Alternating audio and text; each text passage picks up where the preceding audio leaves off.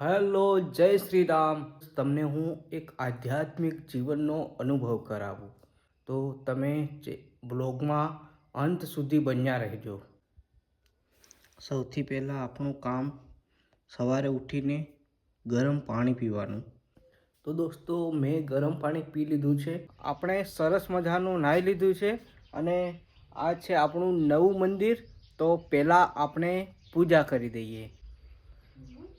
તો દોસ્તો જુઓ, મેં દીવો બાળી દીધો છે ભગવાનનો. અને જુઓ, આ આપણે મંદિર નવું બનાવ્યું છે.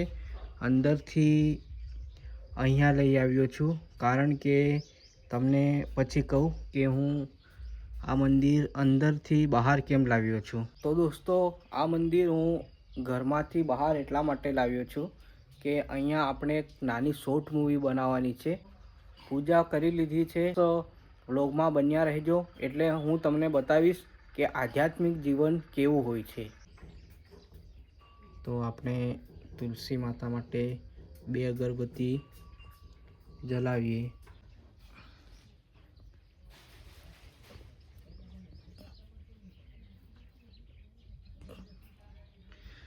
તો દોસ્તો, મેં તુલસી માતાને 2 અગરબત્તી જલાવી દીધી અને અહીંયા મૂકી દીધી છે. હવે આપણે સવારનો સમય કેવો હોય છે તમારો કેવો હોય એ કમેન્ટમાં કહેજો. હવે આપણે ભગવદ્ ગીતાનું વાંચન કરીએ 10 મિનિટ. તો આ છે આપણી ભગવદ્ ગીતા. આને આપણે 2 પાના રોજ વાંચીએ છીએ. તો આપણે 2 પાના વાંચીએ. તમે બ્લોગમાં બન્યા રહેજો.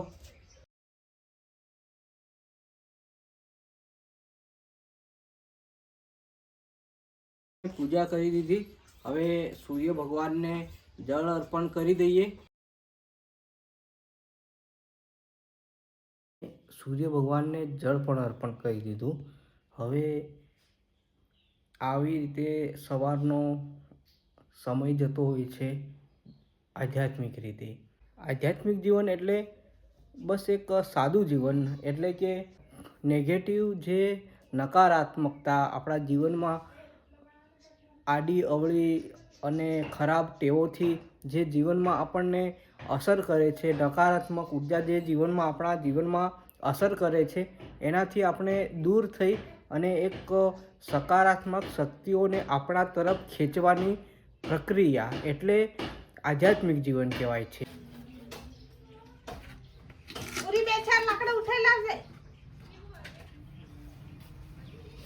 તો દોસ્તો, મેં જમી લીધું. જમવાનો વિડીયો મેં તમને દર વખતે ઘણા વિડીયોમાં બતાવ્યું છે, એટલે આજે કંઈક અલગ રીતે મેં તમને વિડીયોમાં બતાવ્યું નહીં. મેં જમી લીધું, ભગવાનને બાણું પણ ધરાવી દીધું. હમણાં 11 વાગ્યા છે. હવે થોડા માટે મનમાં રામ રામ બોલશું, આરામ કરીશું. અને આ બાજુ ઝઘડો થાય છે દહીં સારું.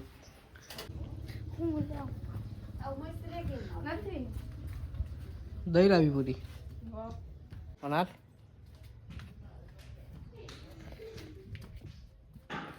તો આવી રીતે એક સામાન્ય દિવસ જેમ જ એક દિવસ આપણો આધ્યાત્મિક રીતે પસાર થતો હોય, પરિવારની સાથે, ભગવાનની સાથે, રામ નામની સાથે.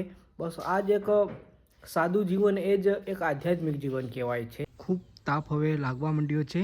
ધીમે ધીમે ગરમીનું પ્રમાણ વધતું જવાનું છે અને અત્યારે 11-12 વાગ્યાના ટાઈમમાં પણ ઘણો બધો તાપ શરૂ થઈ ગયો છે. જુઓ, ગરમીનું વાતાવરણ આવી ગયું, ગરમીની સિઝન આવી ગઈ, એટલે ઘરમાં સારું લાગે. તાપમાં તો વધારે વાર રહેવાય નહીં. બપોરનો 1 વાગ્યા જેવો સમય થઈ ગયો છે. જુઓ, આ સોજી, વેસણ અને ખાંડ આ બધું મેં મિક્સ કરી લીધું છે. અહીંયા 2 નારિયેળ પડ્યા છે. હવે તમને તો ખબર પડી ગઈ હશે કે આને આપણે શું કરવાનું છે. હવે આપણે કોઈ મોટી સેવા નથી કરવાની. આપણે એક સાધનાના ભાગરૂપે નાનકડી સેવા, જીવજંતુઓની સેવા, એ જ તો આ સાધનાનું, આ આધ્યાત્મિક જીવનનો એક ભાગ છે. જેટલી આપણાથી બને એટલી આપણે સેવા કરી શકીએ છીએ. તો દોસ્તો જુઓ, મેં આ નારિયેળ મસ્ત ફોડી નાખ્યા.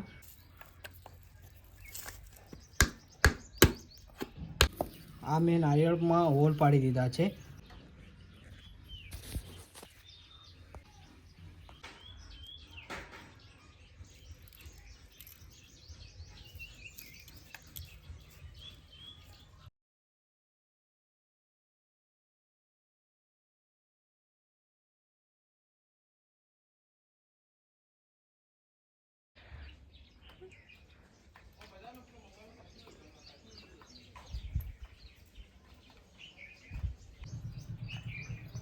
દોસ્તો આવી રીતે આપણે નારિયેળમાં હોલ પાડીને ધીમે ધીમે થોડો સમય લાગશે, થોડી વાર લાગશે, પણ ધીમે ધીમે આપણે આવી રીતે કીડિયારું માટે આવી રીતે નારિયેળમાં ભરી અને વૃક્ષની નીચે મૂકી દેવાનું. આપણે પેલી સામે આંબલી દેખાય ને ત્યાં આ 2 નારિયેળ મૂકી દઈએ. ચાલો